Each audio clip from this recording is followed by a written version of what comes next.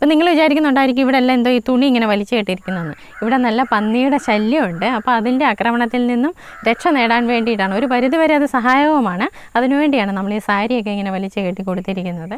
Hi friends, സാൻഡ്രം വ്ലോഗിൻ്റെ പുതിയൊരു വീഡിയോയിലേക്ക് സ്വാഗതം. ഞാൻ രമ്യ സന്ദീപ്. ഇന്നത്തെ നമ്മളുടെ വിഷയം മഴക്കാലത്തെ പയർ കൃഷിയെ പറ്റിയാണ്. പ്രധാനമായും 5 കാര്യങ്ങളാണ് നമ്മൾ പയർ കൃഷി മഴക്കാലത്ത് ചെയ്യുമ്പോൾ ശ്രദ്ധിക്കേണ്ടത്.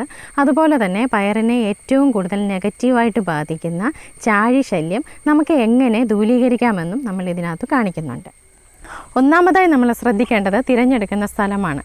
പയറിന് നല്ല വെയിൽ വേണമെന്ന് നമുക്കറിയാം. മഴക്കാലത്തെന്നാൽ കുറച്ച് മാത്രമേ വെയിൽ ലഭിക്കുകയുള്ളൂ. കിട്ടുന്ന വെയിൽ മാക്സിമം യൂട്ടിലൈസ് ചെയ്യാൻ വേണ്ടിയാണ് നമ്മൾ നല്ല തുറസായ സ്ഥലം തന്നെ തിരഞ്ഞെടുക്കണമെന്ന് പറയുന്നത്. രണ്ടാമതായി വിത്ത് തിരഞ്ഞെടുക്കുമ്പോൾ ശ്രദ്ധിക്കേണ്ട കാര്യങ്ങളാണ്. ഏത് തരം ഇനം വിത്തും നമുക്ക് മഴക്കാലത്ത് ഉപയോഗിക്കാം. എന്നാൽ വൈജയന്തി, ജ്യോതിക എന്ന ചില ടൈപ്പ് മഴക്കാലത്ത് വെള്ളം ധാരാളമായി വേണ്ടി വരുന്ന ടൈപ്പ് വിത്തുകളുണ്ട്. അത് തിരഞ്ഞെടുക്കുകയാണെങ്കിൽ വളരെ നല്ലത്. പിന്നെ നമ്മൾ ശ്രദ്ധിക്കേണ്ട ഒരു കാര്യം, മഴക്കാലത്ത് വെള്ളം കെട്ടി നിന്ന് വേര് അഴുകാതിരിക്കാൻ വേണ്ടി നമ്മളിതുപോലെ കൂന കൂട്ടി തടം കുറച്ച് ഉയർത്തിയതിന് ശേഷം റൈസോബിയത്തിലോ സ്യൂഡോമോണസിലോ മുക്കി അവിടെ ഡയറക്റ്റ് വിത്തിട്ട് അവിടെ തന്നെ മുളച്ച രീതിയിലാണ് നമ്മൾ നട്ടിട്ടുണ്ടായിരുന്നത്. അടുത്തതായി തടം ഒരുക്കുമ്പോൾ ഇക്കാര്യങ്ങളൊക്കെ ശ്രദ്ധിച്ചാൽ വളരെ നല്ലതാണ്. മണ്ണ് നമ്മൾ കിളച്ച് കല്ലൊക്കെ മാറ്റിയതിന് ശേഷം മണ്ണൊരുക്കുമല്ലോ. അപ്പോൾ നമ്മൾ സാധാരണയായിട്ട് കുമ്മായം വിതറാറുണ്ട്. മണ്ണിൻ്റെ അമ്ലത്വം മാറുന്നതിന് വേണ്ടിയാണ് നമ്മൾ സാധാരണ അങ്ങനെ ചെയ്യുന്നത്. എന്നാൽ 2020-21 കേരളത്തിലുടനീളം മണ്ണിൻ്റെ pH പരിശോധിച്ച ആ സമയത്ത് എബോവ് ആവറേജ് ലെവലിൽ കണ്ടെത്തിയിട്ടുള്ള ഒരു കാര്യം, നമ്മുടെ അമ്ലത്വത്തോടൊപ്പം തന്നെ മണ്ണിലെ കാൽസ്യത്തിൻ്റെയും മഗ്നീഷ്യത്തിൻ്റെയും സൾഫറിൻ്റെയും കുറവുണ്ടെന്ന് കണ്ടിട്ടുണ്ട്.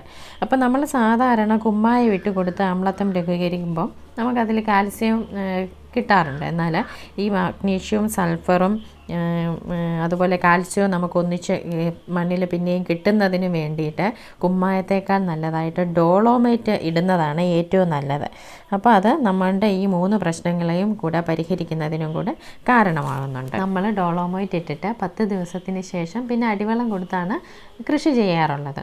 അപ്പോൾ നമ്മൾ അടിവളം കൊടുക്കുമ്പോൾ പ്രത്യേകമായിട്ടും ശ്രദ്ധിക്കണം. നമ്മളുടെ ഈ പയറെന്ന് പറയുന്ന ഹ്രസ്വകാല വിള ഏകദേശം 35-40 ദിവസത്തിനുള്ളിൽ തന്നെ പൂവിടും.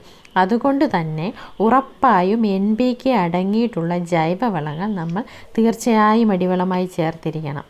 ചാണകപ്പൊടിയും വേപ്പിൻ പിണ്ണാക്കും എല്ലുപൊടിയും എല്ലാം നമ്മൾ സാധാരണയായിട്ട് അടിവളമായിട്ട് ചേർക്കാറുണ്ട്. അതിൻ്റെ കൂട്ടത്തിൽ തന്നെ വേര് പടലങ്ങൾ നല്ല രീതിയിൽ വരുന്നതിന് വേണ്ടിയിട്ട് നമുക്ക് വാമും കൂടെ ചേർക്കുന്നതും വളരെ നല്ലതായിരിക്കും. പിന്നെ നമ്മൾ കഴിഞ്ഞ കുറച്ച് ദിവസങ്ങൾക്ക് മുമ്പ് വീഡിയോസ് ഇട്ടിട്ടുണ്ടായിരുന്നു പച്ചില വളങ്ങളെ പറ്റിയുള്ള, അതിൻ്റെ ഗുണങ്ങളും അതെന്തിനൊക്കെ യൂസ് ചെയ്യാമെന്നുള്ളതും ഒക്കെ നമ്മളതിൽ പറഞ്ഞിട്ടുണ്ടായിരുന്നു. അതും നമുക്ക് ഇതിൻ്റെ കൂട്ടത്തിൽ അടിവളമായിട്ട് ഉപയോഗിക്കാവുന്നതാണ്. അപ്പോൾ നിങ്ങൾ കണ്ടിട്ടില്ലാത്തവർ അതും കൂടി കയറി കണ്ടാൽ നിങ്ങൾക്കത് തീർച്ചയായും ഉപകാരപ്പെടും. അപ്പോൾ ഈ ജൈവവളങ്ങളെല്ലാം അടിവളമായി കൊടുത്തെങ്കിൽ മാത്രമേ നമുക്ക് നല്ല മികച്ച വിളവും അതിനോടൊപ്പം തന്നെ നല്ല കായ്ഫലവും കിട്ടുകയുള്ളൂ. പിന്നെ നമ്മൾ രണ്ടാമത്തെ വളം ചേർക്കുന്നത് പയറിന് ചെറിയ വള്ളി വീശി തുടങ്ങുമ്പോൾ തന്നെ ചേർക്കണം. നമ്മൾ ഈ മേളിൽ പറഞ്ഞിട്ടുള്ള വളങ്ങളെല്ലാം കൂടെയുള്ള കൂട്ടുവളം തയ്യാറാക്കി നമുക്ക് ഇട്ട് കൊടുക്കാം. അതിനുശേഷം മഴ നന്നായി ഉണ്ടെങ്കിൽ ആഴ്ചയിൽ കുറച്ച് അളവിൽ നമുക്ക് വളം ചേർത്ത് കൊടുക്കാം. മഴ കുറവാണെങ്കിൽ 2 ആഴ്ച കൂടുമ്പോൾ ഇട്ട് കൊടുത്താൽ മതി. അതുപോലെ ഫിഷ് അമിനോ ആസിഡും എഗ് അമിനോ ആസിഡും വിളവ് കൂട്ടുന്നതിന് നല്ല ഒരു വളമാണ്. അതും നിങ്ങൾക്ക് ഇതിൻ്റെ കൂടെ ചേർത്ത് കൊടുക്കാവുന്നതാണ്. നമ്മളുടെ ഈ പയർ ഇപ്പോൾ കറക്റ്റ് 33 ദിവസമായി. അപ്പോഴത്തേന് ഇതിൽ പൂ വന്നിട്ടുണ്ട്.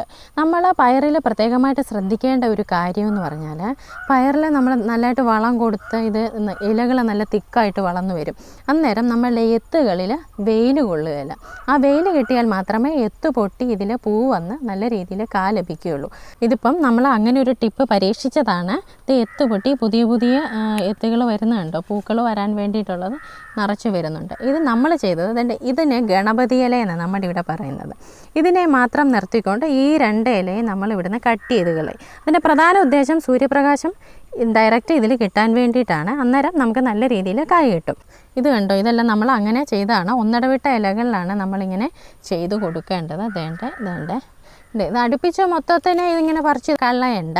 നമ്മൾ ഇതിൻ്റെ ഇല എന്നിട്ട് നമുക്ക് കളയിക്കാൻ വേണ്ടി നമുക്ക് തോരൻ വെക്കാനൊക്കെ ആയിട്ട് എടുക്കാം. തോരൻ വെക്കുന്നില്ല എന്നുണ്ടെങ്കിൽ തന്നെ നമ്മളുടെ ഇതിൻ്റെ ചുവട്ടിൽ തന്നെ ഇട്ട് കൊടുത്താൽ മതി. ഇത് നല്ലൊരു വളം കൂടിയാണ്. പിന്നെ നമ്മൾ പന്തലിടുമ്പോൾ ശ്രദ്ധിക്കേണ്ട കാര്യങ്ങളാണ്. നമ്മളിപ്പോൾ അത്യാവശ്യം ബലത്തോടു കൂടിയുള്ള പന്തൽ തന്നെയാണ് ഇട്ടിരിക്കുന്നത്. നമ്മളുടെ ഇവിടെ ചുറ്റുവട്ടത്തും അവൈലബിളായ കമ്പുകൾ കൊണ്ട് തന്നെ നമ്മൾ പന്തലിട്ടു. ഇതിൻ്റെ ഇടയിൽ വേണ്ട ഇങ്ങനത്തെ ആ വള്ളി നമ്മൾ വലിച്ചു കെട്ടി കൊടുക്കുകയാണ് ചെയ്തത്. ചെറിയ രീതിയിൽ ചെയ്യുന്നവർക്ക് ഇതുപോലെ കമ്പുകളൊക്കെ നാട്ടി ചെയ്താൽ മതി. വലിയ രീതിയിൽ ചെയ്യുന്ന ആളുകളൊക്കെ നെറ്റൊക്കെ വാങ്ങിച്ച് ഉപയോഗിച്ച് അങ്ങനെ ചെയ്യാവുന്നതാണ്. പയറിനെ മുഞ്ഞ പോലെയുള്ള പല കീടങ്ങളും ആക്രമിക്കാറുണ്ട്. അതിനൊക്കെ നമുക്ക് പുകയില കഷായം, വേപ്പിൻ കുരു, വേപ്പധിഷ്ഠിത കീടനാശിനിയെല്ലാം ഉപയോഗിക്കുകയാണെങ്കിൽ ഒരു പരിധി വരെ അതിനെല്ലാം നമുക്ക് നിയന്ത്രിക്കാൻ കഴിയുന്നതാണ്. എന്നാൽ മഴക്കാലത്തെ ഏറ്റവും വലിയ പ്രശ്നമാണ് ചാഴിയുടേത്. പയറുണ്ടായി തുടങ്ങുമ്പോൾ തൊട്ടാണ് ചാഴിയുടെ ശല്യം വരുന്നത്. പയറിൽ നിന്ന് നീരൂറ്റി കുടിച്ചാണ് ചാഴി ജീവിക്കുന്നത്. ഏകദേശം 115 മുട്ട വരെ ഒരു ചാഴിയിടും. 4-5 ദിവസത്തിനുള്ളിൽ തന്നെ ഇതിൻ്റെ മുട്ട വിരിയുകയും ചെയ്യും. അപ്പം പയർ എത്ര നാളുണ്ടോ അത്രയും നാളും ഇതിവിടെ ഇന്ന് പെരുകി നമ്മുടെ ചെടിയിൽ കാണും. അപ്പം ഇതിന് ഏകദേശം 45-47 ദിവസം വരെയാണ് ഇതിൻ്റെ ലൈഫ് ഉള്ളത്. അപ്പോൾ നമ്മളുടെ പയർ ഒന്നും തന്നെ കിട്ടാതെ തന്നെ നമുക്ക് എല്ലാം ഇതുങ്ങൾ നീരൂറ്റി കുടിച്ച് നമ്മളുടെ പയറിനെ നശിപ്പിച്ചുകൊണ്ടിരിക്കും. വൻ രീതിയിൽ കൃഷി ചെയ്യുന്നവരാണെങ്കിൽ നമ്മുടെ പയറിൽ നിന്ന് കുറച്ച് അകലം മാറ്റി തീപ്പന്തങ്ങൾ റെഡിയാക്കും. അപ്പോൾ തീയെ ആകർഷിച്ച് വരുന്ന ചാഴി പെട്ടെന്ന് ചത്തുപോവുകയും ചെയ്യും. ആ രീതിയിൽ ചെയ്യാറുണ്ട്. എന്നാൽ പല കർഷകരുടെയും അഭിപ്രായത്തിലും അനുഭവത്തിൽ കൂടി വളരെയധികം പ്രയോജനം ചെയ്ത ഒരു ടിപ്പാണ് ഇന്ന് നമ്മൾ കാണിക്കാൻ പോകുന്നത്. ചാഴിക്കെതിരെയുള്ള മരുന്ന് എങ്ങനെ തയ്യാറാക്കുന്നതെന്ന് നോക്കാം. അതിനു മുമ്പ് ഇത് കണ്ടോ, ഇത് നമ്മൾ കടയിൽ നിന്ന് വാങ്ങിയ വൻപയർ ഇവിടെ തന്നെ പാകി കിളിപ്പിച്ചെടുത്തതാണ്. ഇത് കുറ്റിപ്പയറായിട്ടാണ് വരുന്നത്. ഇത് കുറച്ചൊന്ന് പടരും, നമ്മുടെ വള്ളിപ്പയർ പോലല്ല, ഇത് കുറച്ചൊന്ന് പടരുവേ. എന്നിട്ട് ഇതിൽ നല്ല രീതിയിൽ നമുക്ക് വിളവെടുക്കാൻ പറ്റും. ഞങ്ങൾ നേരത്തെ 2 പ്രാവശ്യം നേരത്തെ നട്ടിട്ടുണ്ടായിരുന്നു. അതിലെല്ലാം 6 മാസത്തോളം നല്ല രീതിയിൽ നമുക്ക് വിളവ് കിട്ടിയിട്ടുണ്ട്. അപ്പം മഴക്കാലത്ത് ഏറ്റവും അനുയോജ്യമായതും നമുക്ക് വിത്തിന് അന്വേഷിച്ച് നടക്കണ്ട, കടയിൽ നിന്ന് വാങ്ങിക്കുന്നത് തന്നെ ഇട്ടാൽ മതി. അപ്പോൾ ഇത് നിങ്ങൾക്ക് എല്ലാവർക്കും ചെയ്യാവുന്നതാണ്. അപ്പം ചാഴിക്കെതിരെയുള്ള മരുന്ന് റെഡിയാക്കുന്നതിന് നമുക്ക് അത്യാവശ്യമായിട്ട് വേണ്ടത് ഉണക്കമത്തിയാണ്. ഉണക്കമത്തി തന്നെ വേണം. അത് നമ്മൾ 1 ലിറ്റർ വെള്ളത്തിൽ എന്ന തോതിലാണ് എടുക്കുന്നത്. 1 ലിറ്റർ വെള്ളത്തിന് 200 ഗ്രാം ഉണക്കമത്തിയാണ് ആവശ്യം. അത് നമ്മൾ 1 ലിറ്റർ വെള്ളത്തിൽ തലേന്ന് തന്നെ വെള്ളത്തിലിട്ടിട്ടുണ്ട്. 24 മണിക്കൂർ തന്നെ അത് വെള്ളത്തിലിട്ടതിന് ശേഷമാണ് നമ്മളിത് ഉപയോഗിക്കാനായിട്ട് എടുക്കേണ്ടത്. 24 മണിക്കൂർ നമ്മളിത് വെള്ളത്തിലിട്ടതിന് ശേഷം ഇത് മത്തി നന്നായിട്ട് നമ്മൾ പിഴിഞ്ഞെടുത്തിട്ടുള്ള വെള്ളമാണ്. അതിൻ്റെ സത്തെല്ലാം ഇതിനകത്ത് ഇറങ്ങിയിട്ടുണ്ട്. ഇനി ഇത് നമുക്കൊരു അരിച്ച് നന്നായിട്ട് അരിച്ചൊന്ന് എടുക്കാം. ഇത് നമ്മളിപ്പോൾ അരിച്ചെടുത്തിട്ടുണ്ട്. ഇതിലോട്ട് നമുക്ക് വേപ്പെണ്ണയാണ് ഒഴിച്ചു കൊടുക്കേണ്ടത്. ഇത് 10 ml ഈ അടപ്പ്. ഇതിനകത്തോട്ട് നമുക്ക് 20 ml വേപ്പെണ്ണ ഒഴിച്ചു കൊടുക്കണം. 20 ml വേപ്പെണ്ണ നമ്മളിതിൽ ഒഴിച്ചു കൊടുത്തിട്ടുണ്ട്. ഇതിനകത്തോട്ട് നമ്മൾ 3 തുള്ളി ഡിഷ് വാഷിൻ്റെ ജെല്ലാണ് ഒഴിച്ചു കൊടുക്കുന്നത്. ഇച്ചിരി കൂടി പോയാലും കുഴപ്പമൊന്നുമില്ല. ഇത് 3ൻ്റെ യൂസ് എന്താണെന്ന് വെച്ചാൽ, ഈ ഉണക്കമീൻ്റെ രൂക്ഷമായ ഗന്ധം നമ്മുടെ ചാഴിക്ക് ഇഷ്ടമല്ല. ചാഴിയുടെ ഒരു പ്രത്യേകത എന്ന് വെച്ചാൽ, ഈ ബാഡ് സ്മെല്ലുണ്ടെങ്കിൽ ചാഴി അവിടെ നിൽക്കില്ല, അത് അവിടെ നിന്ന് രക്ഷപ്പെട്ടു പോകും. രണ്ടാമത് നമ്മൾ വേപ്പധിഷ്ഠിത കീടനാശിനിയെല്ലാം നമ്മൾ കീടങ്ങൾക്ക് വേണ്ടി ഉപയോഗിക്കുന്നതാണ്. മൂന്നാമത് നമ്മൾ ഉപയോഗിച്ച ഈ സോപ്പ്, ഈ ലിക്വിഡ്, ഇത് നമ്മൾ ഈ കൊടുത്തിരിക്കുന്ന ഐറ്റം നമ്മുടെ ചെടികളിൽ പറ്റി പിടിച്ചിരിക്കാൻ വേണ്ടിയിട്ടുള്ള ഒരു മീഡിയമായിട്ടാണ് നമ്മൾ ഇത് ഉപയോഗിക്കുന്നത്. അപ്പോൾ ഇത് നമ്മളിനി നന്നായിട്ട് മിക്സ് ചെയ്ത് കൊടുക്കണം.